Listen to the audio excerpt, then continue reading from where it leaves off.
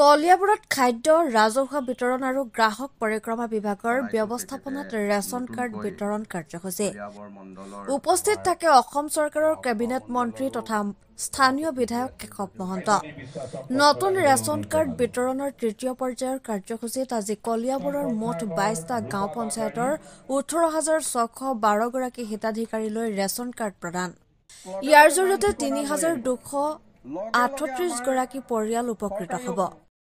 Ration card প্ৰদান অনুষ্ঠানত কলিয়াবৰ সমজিলাৰ আয়ুক্ত লিজা তালুকদাৰকে প্ৰমুখ্য কৰি এজিপি আৰু বিজেপি দলৰ বিষয়ববীয়াসকল উপস্থিত থাকে। ৰেচন কাৰ্ড নিবলৈ আহি মুখ্যমন্ত্ৰীক ধন্যবাদ জ্ঞাপন হিতাধিকাৰীসকলৰ। নিউজ ডেস্কৰ ৰিপৰ্ট এনি এক্সপ্ৰেছ। আজি ৩,০০০ৰ অধিক কাৰ্ড আমি ইয়াত দিছোঁ আৰু আজিৰ লগতে পূৰ্বৰ কাৰ্ড মিলাই ৪৮,৬৩৬ গৰাকী লোকে পাইছে আৰু সৰ্বমুঠ কলিয়াবৰত এতিয়া ১,৯৮,০০০ প্ৰায় ২ লাখ লোকে উপকৃত হ'ব। গতিকে আৰু কিছু হয়তো ভৱিষ্যতে আমাৰ প্ৰভিজন আছে, আমি ৰাখিছোঁ। আৰু ৰেচন কাৰ্ড পোৱাসকলক আমি ৪ লাখ টকা বছৰি ইনকামৰ লোকক দিছোঁ আৰু ইয়াৰে যিসকল ২ লাখ টকা ইনকাম বছৰি আছে তেওঁলোকক অৰুণোদয়টো অগ্ৰাধিকাৰ ভিত্তিত তেওঁলোকে পাব। অৰুণোদয় ইতিমধ্যে গাঁও সভা হৈছে, তালিকা প্ৰস্তুত হৈছে, কিন্তু ইয়াক চূড়ান্ত কৰিবলৈ কিছু সময় লাগিব। আজি কলিয়াবৰৰ কাৰণে ভাল দিন।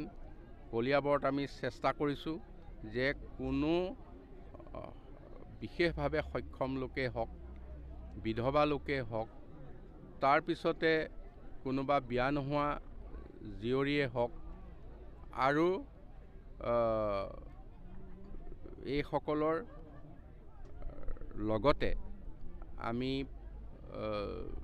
চেষ্টা কৰিম যে নিম্ন আয়ৰ সকলো লোকে যাতে আমাৰ এই ৰেচন কাৰ্ড পাবলৈ সক্ষম হয়, আমি তেখেতসকলক অগ্ৰাধিকাৰ দিছোঁ। আৰু কলিয়াবৰত যাতে কোনো ধৰণে আমি ক'তো ৰাস্তাই পদূলিয়ে ভিক্ষাৰী নেদেখোঁ, এই অভিযান আমি লৈছোঁ। আৰু কোনো মানুহে যাতে ভিক্ষা কৰি খাব লগা নহয়, তাৰ কাৰণে তেওঁক আমি বিশেষভাৱে ৰেচন কাৰ্ড দি হ'লেও, চাউল দি হ'লেও তেওঁলোকক ভিক্ষাৰী মুক্ত এখন কলিয়াবৰ কৰাৰ আমি চেষ্টা কৰিছোঁ। এতিয়া আমি গৰীব মানুহ কাৰ্ড পাইছোঁ যেতিয়া, আমি আৰু ছাৰক চবকে ভাল পাওঁ আৰু আমাৰ ছাৰ আমাৰ মানে চবক ভাল লাগে আৰু ভাল হ'বলৈ বিচাৰিছে চবে।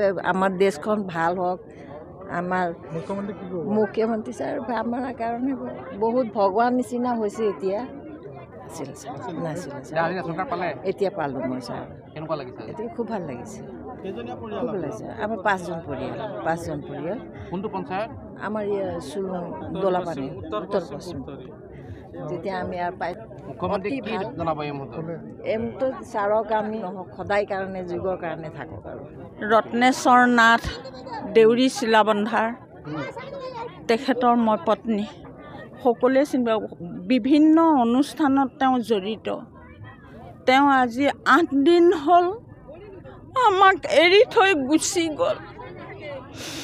তাৰ কাৰণে এতিয়া ফোন কৰি মাতি আছে। মই এই কাৰ্ড বিচাৰি অহা নাছিলোঁ, তেওঁলোকে কিবা এটা মোৰ সাক্ষাৎকাৰ লওঁ বুলি কোৱাতহে মই আহিছিলোঁ। আজি ইমান দিনে মই কাৰ্ড নোহোৱাকৈ চলি আছোঁ। আজিও মোক কাৰ্ড নালাগে।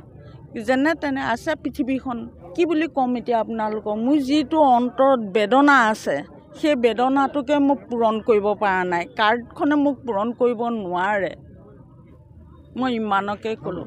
আজি কাৰ্ড পাইছোঁ, খুবেই ভাল লাগিছে। এই সুযোগতে আমি আমাৰ শ্ৰদ্ধাৰ মুখ্যমন্ত্ৰী ডক্টৰ হিমন্ত বিশ্ব শৰ্মা ডাঙৰীয়াক ধন্যবাদ জনাইছোঁ। আৰু তেখেতে যিখিনি সুবিধা দিছে সেই সুবিধাখিনি লৈ পেলাই হয়তো আমি চাগে উপকৃত হ'ম। গতিকে আহি থকা দিনবিলাকত সকলোৰে ভাল হওক, সকলোৱে আৰু যাৰ যাৰ অসুবিধা আছে পোৱা নাইকিয়া তেওঁলোকেও পাওক, এইখিনিকে জনালোঁ। নাছিল ৰেচন কাৰ্ড নাছিল, এইবাৰ প্ৰথম পাইছোঁ, ভাল লাগিছে।